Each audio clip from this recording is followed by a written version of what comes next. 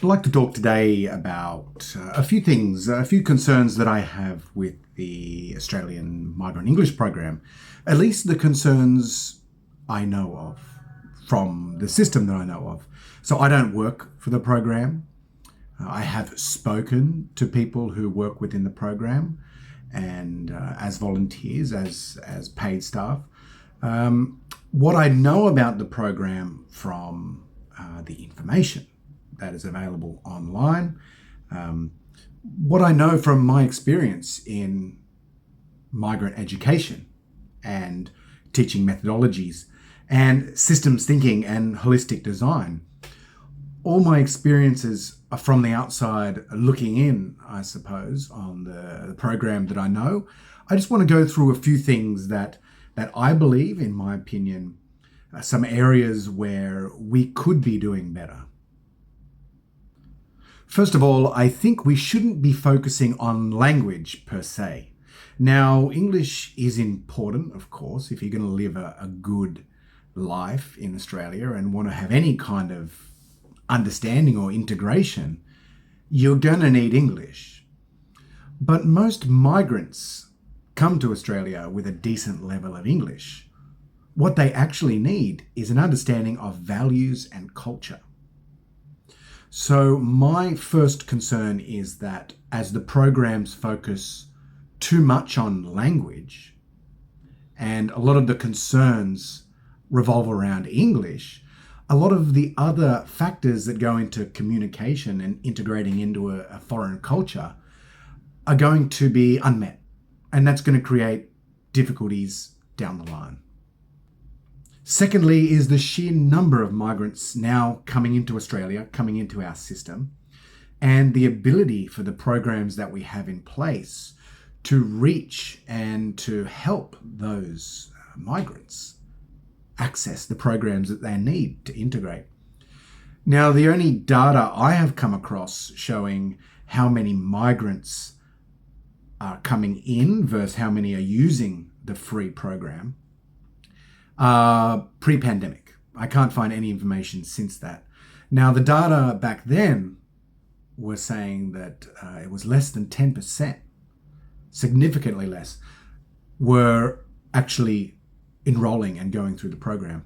So these days, I would say, with the numbers as they are, that the program is not serving anywhere near the amount of migrants that are currently coming in to the country.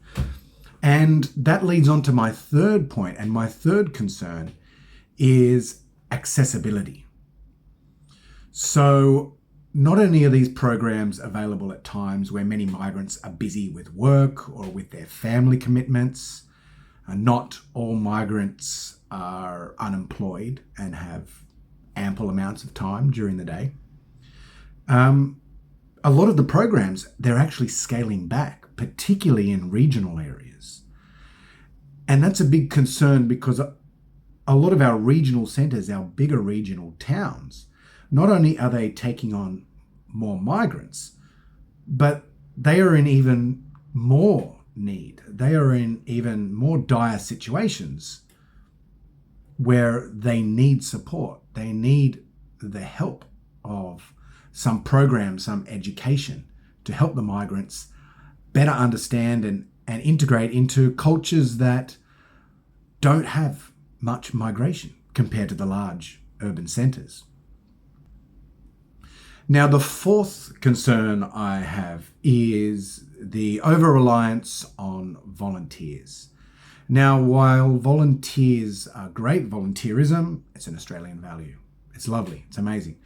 But a lot of the volunteers that the program utilises, mainly for conversational-based practice with the community, within the community, the actual teachers who are working with the program are paid. But the volunteers who work in collaboration and allow for that extra practice, that vital practice outside the classroom, a lot of them are elderly. Vast majority of them are elderly. And they're not teachers. They don't come from a teaching background. Now, while they are doing a good job to the best of their ability, a lot of elderly find they like to take time off to go on holidays. So they will volunteer for a short time and then disappear. They're not necessarily driven to reflect or to enhance their teaching skills or develop in their teaching ability or understand new methodologies, because it's not their job. It's just a volunteer. It's just something they do in their free time. And another point is that, sadly, elderly people, they pass. And I don't think having a system that relies on the elderly the next generation coming through to replace the elderly who have left the program as being a sustainable solution. That sounds more a bit hopeful rather than a sustainable solution to providing a service that many migrants need, that help to form words, to have conversations, to understand the community a little bit better, a little bit quicker than they currently have access to. So again, the things we are currently doing wrong, or I think we could look towards and do better, is language, an overfocus on language as being the primary tool for enhancing migrant integration. We should be focused on values and culture and communication skills. General communication skills are important. Second is the sheer numbers, the inability to serve the amount of migrants who are now coming into Australia. Thirdly is improving accessibility.